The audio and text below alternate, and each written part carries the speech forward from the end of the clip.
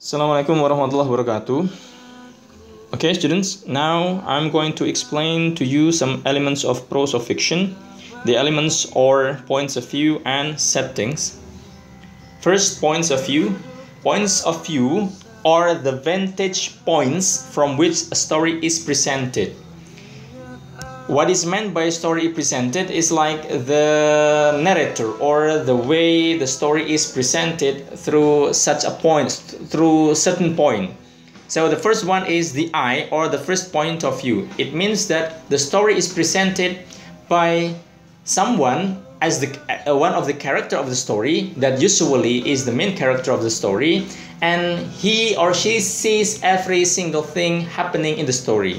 Like I blah blah blah blah, I and I, like that. So that's the I point of view. Second, we have second person point of view. Second point of view means that the narrator is the second person. He or she tells about you, but he doesn't use I or me or even pronounce me. It has to be completely with you. You walked so fast yesterday.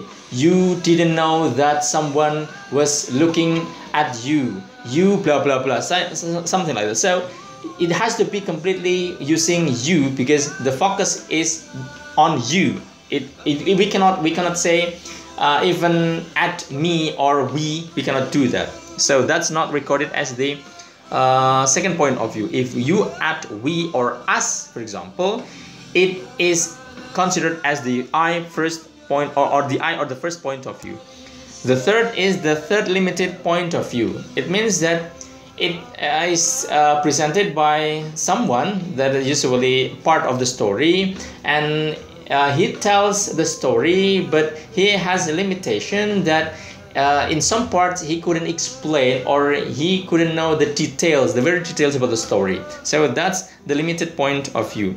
The last is the the all-know or omniscient point of view. It means that this point of view is considered to be the God point of view. What is meant by the God point of view is the narrator of the story tells or serves the narration of the story in a very detail that as if he were God. He knows every single detail happening in the story, happening to the characters, and all details that normal people wouldn't know about that. So we sometimes call that as the God point of view. Now we move to setting. Actually, setting could be simply defined as the time and location. Time, because it's the certain period of time when the story happens or happened. So we see a particular time of the story when it happens or happened. That's the setting of time. And then second, as I told you, it's about the place or let's say location, certain area, place or location where the story happens or happened. And I add, some experts add that as the setting of situation. Setting of situation is actually the combination of time and place. Why? Because the setting is to build atmosphere. One of the intention of strong setting is to build the atmosphere. Atmosphere here is defined by Quinn as emotional aura surrounding a certain setting. Like this, consider like time 1945, and then place a country, some country, and then the situation, a war actually is the time and the place of something happening. So that's the situation. So the war happened in 1945 and it happened in the country, and so we could record that as the situation. Because of the situation of war, there are also many tense and stress, and the characters could feel, the readers of the story could feel the atmosphere that quite different when it is served in, let's say, modern time, when people go to mall or to buy something easily, other than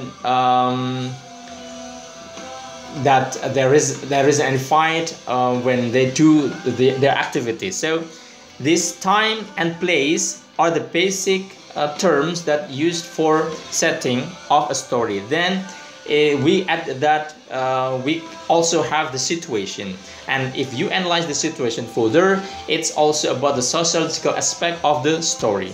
Okay, that's all for points of view and settings.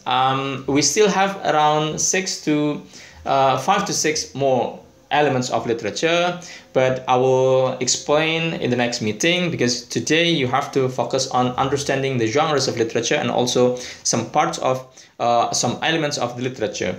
I will explain the task in our WhatsApp group, and you can subscribe if you want to get the updates or other lessons if I forget to inform you about the new lessons. Okay, thank you. Assalamualaikum warahmatullahi wabarakatuh.